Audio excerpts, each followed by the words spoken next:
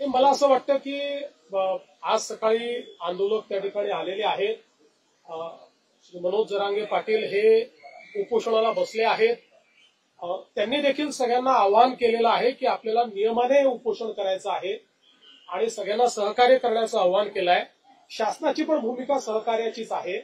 कारण आम्ही पहिल्या दिवशीपासून सांगितलं की लोकशाही पद्धतीनं एखादं आंदोलन जर चालत असेल तर त्या आंदोलनाला कुठलीच मनाई करण्याचं कारण नाहीये. लोकशाहीमध्ये चर्चेतनं प्रश्न सोडवायचे असतात. आंदोलन त्याचा एक मार्ग असतो. त्यामुळे अशा प्रकारच्या आंदोलनाला जे काही सहकार्य पाहिजे ते सरकारच्या वतीनं आम्ही करतो. विशेषतः माननीय उच्च न्यायालयाने जे काही आदेश दिले आहेत त्या आदेशानुरूप त्या ठिकाणी सगळं सहकार्य चाललंय. हे खरं आहे की काही तुरळक प्रमाणात आंदोलकांनी काही ठिकाणी रास्ता रोको केला, थोडं ट्रॅफिक डिस्ट्रप्शन केलं, पण पोलिसांनी त्यांच्याशी चर्चा केल्यानंतर त्याही ठिकाणी आंदोलकांनी सहकार्य केलेलं आहे आणि त्या जागा मोकळ्या केलेल्या आहेत. पण अर्थात इतक्या मोठ्या प्रमाणात लोक आल्यानंतर काही ना काही ट्रॅफिकचं डिस्ट्रप्शन हे होत असतं. ते डिस्ट्रप्शन झालेलं आपल्याला पाहायला मिळतंय.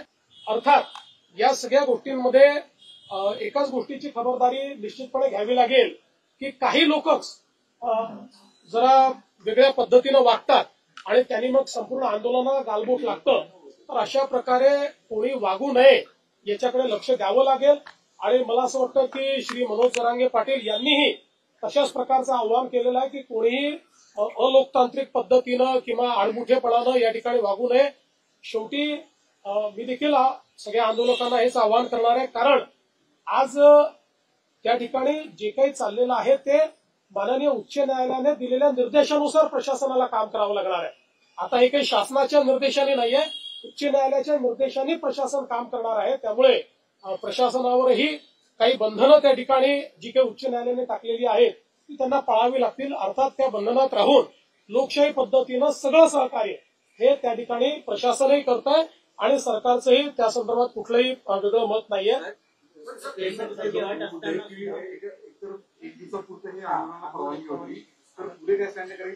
मला असं वाटतं की त्यांनी पुन्हा परवानगी मागितलेली आहे आणि कायद्याच्या चौकटीत राहून जी काही उच्च न्यायालयाने निर्देश दिले त्याच्या चौकटीत राहून पोलीस त्याचा सकारात्मक विचार करतील. जो काही कारण शेवटी आता हा निर्णय प्रशासन आणि आंदोलनकर्ते यांच्यातला निर्णय आहे.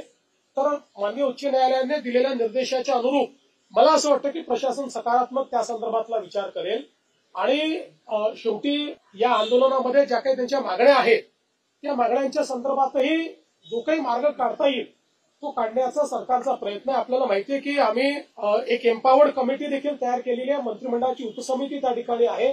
या उपसमितीला यापूर्वीच ज्यावेळेस ऍडव्हान्समध्ये काही मागण्या आल्या होत्या त्या मागण्या आम्ही अग्रेषित केलेल्या आहेत. तेही त्याच्यावर विचार करतायत. कायदेशीर मार्ग काढावे लागतील. नुसतं आश्वासन देऊन चालणार नाही. कायदेशीर मार्ग काढावे लागतील. संविधानात बसणारे मार्ग काढावे लागतील. तशा प्रकारचे मार्ग कसे काढता येतील असा प्रयत्न आहे. मी असेल, एकनाथराव शिंदेजी असतील, अजितदादा असतील, आम्ही संपर्कात आहोत. आम्ही समितीला सांगितलेलं आहे की त्यांनी त्या संदर्भात चर्चा करून आमच्याशी चर्चा करावी जेणेकरून यातनं एक काहीतरी आपल्याला जो काही मार्ग काढता येईल तो मार्ग काढण्याचा प्रयत्न करू. शेवटी एकच आमचा प्रयत्न आहे की कुठल्याही परिस्थितीत दोन समाज एकमेकापुढे येऊन उभे राहिलेले आहेत अशा प्रकारची परिस्थिती महाराष्ट्रात उभी राहू नये आणि म्हणून ओबीसी समाजालाही आपल्याला सांभाळावं लागेल, मराठा समाजालाही न्याय द्यावा लागेल. आणि शेवटी मी पुन्हा एकदा सांगतो की आपण हे सगळ्यांनी बघितलेलं आहे की गेल्या 10 वर्षामध्येच जेवढा काळ आमचं पहिलं युतीचं सरकार होतं, दुसरं युतीचं सरकार आणि आता तिसरं युतीचं सरकार, या काळातच मराठा समाजाला न्याय मिळालेला आहे. तर कुठल्याही काळात मराठा समाजाला न्याय मिळालेला नाही. आरक्षण देण्याचं कामही आम्ही केलं आहे. सारथीचं कामही आम्ही केलेलं आहे. अण्णासाहेब पाटील आर्थिक विकास महामंडळाचं कामही आम्हीच त्या ठिकाणी करून उद्योजक तयार केलेले आहेत आणि त्यासोबत पंजाबराव देशमुख निर्वाह भत्ता देखील आम्हीच सुरू केलेला आहे. परदेशी विद्यार्थ्यांना पाठवणं देखील आम्हीच सुरू केलेलं आहे.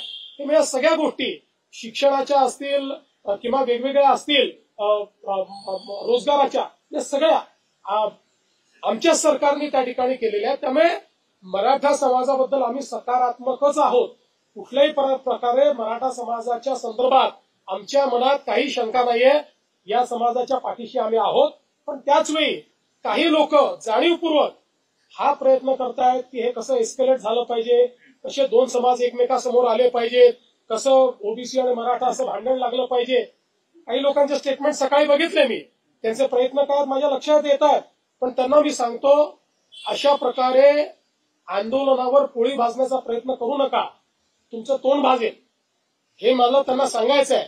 शेवटी मुंबई, महाराष्ट्र, आपलं सोशल फॅब्रिक, या सगळ्या गोष्टी महत्वाच्या आहेत. आपल्याला एखादा निर्णय जो घ्यायचा असतो त्या निर्णयाचा दीर्घकालापर्यंत त्याचा परिणाम होत असतो.